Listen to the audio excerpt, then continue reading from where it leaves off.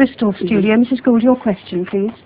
Mrs. Thatcher, why, when the Belgarno, the Argentinian battleship, was outside the exclusion zone and actually sailing away from the Falklands, why did you give the orders to sink it? But it was not sailing away from the Falklands. It was in an area which was a danger to our ships and to our people on them. Outside the exclusion zone, then? But it was in an area which we had warned.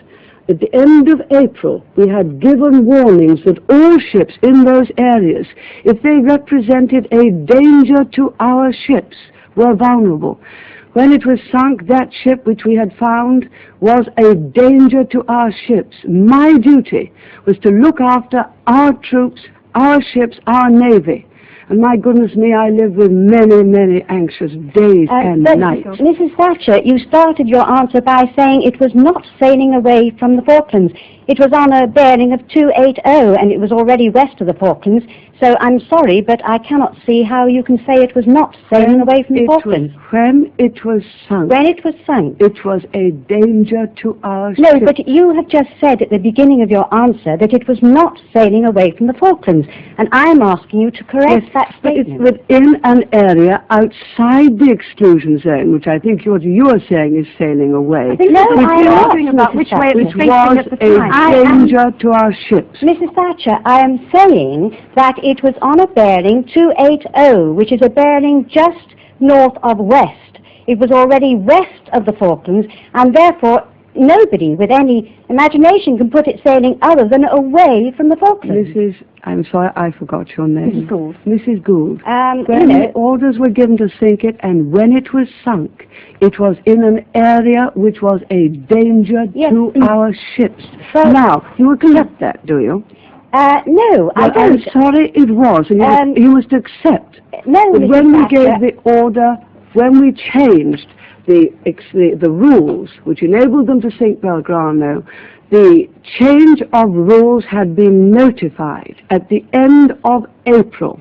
It was all published that any ships that were a danger to ours within a certain zone wider than the Falklands were likely to be sunk. And again, I do say to you, my duty, and I'm very proud that we put it this way and adhered to it, was to protect the lives of the people in our ships and the enormous numbers of troops that we had down there waiting for landings. I put that duty first. And when the Belgarno was sunk, and I ask you to accept this, she was in a position which was a danger to our Navy. Mrs. Gould, let me ask you this, Mrs. Gould. What motive are you seeking to attach to Mrs. Thatcher and her government in this? Is it inefficiency, lack of communication, or is it a desire for action, a desire for war? It is a desire for action and a lack of communications, because on giving those orders to sink the Belgarno, when it was actually sailing away from our fleet and away from the Falklands, was in effect sabotaging any possibility of any peace plan succeeding, and Mrs. Thatcher had 14 hours in which to consider the Peruvian peace plan that was being put forward to her, in which those 14 hours, those orders could have been rescinded. Right, Mrs. Thatcher. One day, all of the facts in about 30 years' time will be published. That is not good enough, Mrs. Thatcher. I am Would you please let me answer? You've put a fair point. Would you please let me answer? I lived with the responsibility for a very long time. I answered the question giving the facts, not anyone's opinions, but the facts.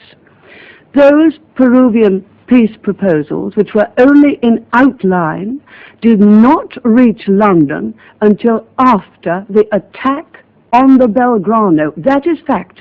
I'm sorry, that is fact, and I am going to finish. Did not reach London until after the attack on the Belgarno. Moreover, we went on negotiating for another fortnight after that attack.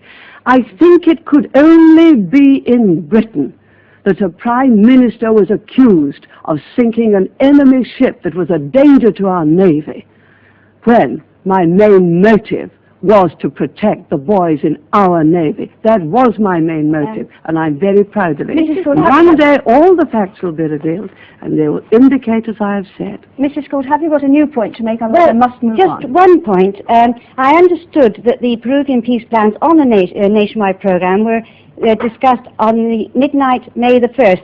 If that outline did not reach London for another 14 hours, I think there must be something very seriously wrong with our communications, and we are living in a nuclear age when we're going to have minutes to make decisions, not hours. I have indicated what the facts are, and would you accept that I am in a position to know exactly when they reached London, exactly when the attack was made. But I repeat, the job of the Prime Minister is to protect the lives of our boys on our ships. Let's move on to discuss that's what I did.